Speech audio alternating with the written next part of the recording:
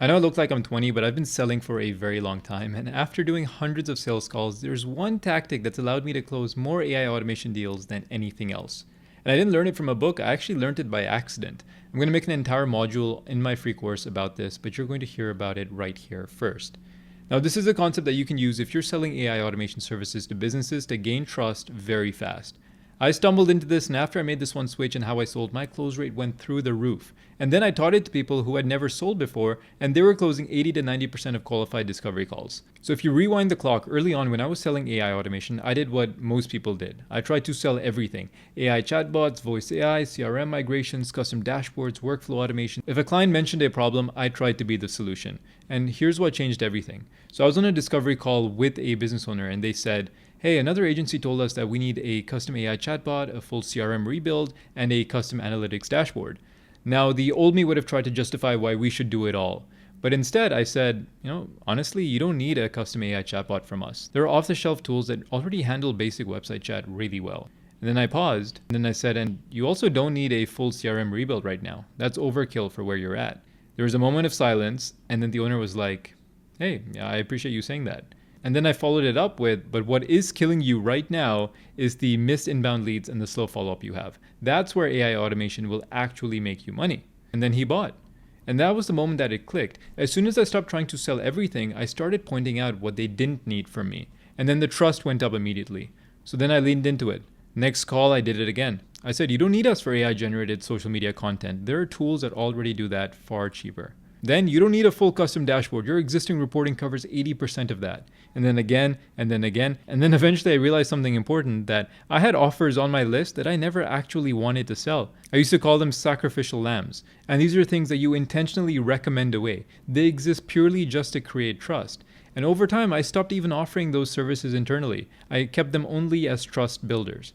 Now, this is incredibly powerful, and like all persuasion, the difference between manipulation and help is intention. If you're genuinely trying to help someone, you're still influencing them, but with positive intent. If you're trying to squeeze them, then that's manipulation. So if you genuinely believe in AI automation as a way to grow businesses, then you should act in a way of their best interest. And the fastest way to prove that is to recommend something that doesn't make you money. This signals, okay, cool, this person isn't trying to sell me tools, they're trying to solve my problem. So here's the rule. Give away the low-margin commoditized AI stuff, but keep the high-leverage automations for yourself. Let the generic tools handle generic problems. You focus on speed-to-lead automations, missed-call AI, lead qualification, internal process automation, revenue-impacting workflows. Once the trust is set, then you shift into prescription mode. Here's what we offer. Let me show you how it looks like inside of your business. Then you walk them through it step by step. You say when someone calls and nobody answers, the AI picks up. It qualifies the lead, it books the appointment, it logs everything in your CRM, and your team gets notified automatically. You're not pitching anymore, you're coaching. And then you anchor it to behavior that they already have. You ask, what happens right now when someone calls after hours? How quickly does your team usually follow up? Where do leads currently fall through the cracks? You attach the automation to existing pain, not new habits. Because asking a business owner to adopt a new behavior is hard. But fixing broken behavior they already hate is easy. Now, when you get to the close, you don't say, so do you want to buy this?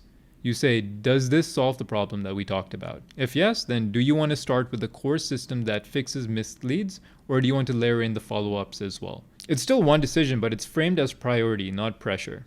And if they bring up budget issues, then you can say, totally fair. Do you want me to strip this down to the bare minimum that still gets you ROI? And then you remove something carefully. Not something useless, but something replaceable.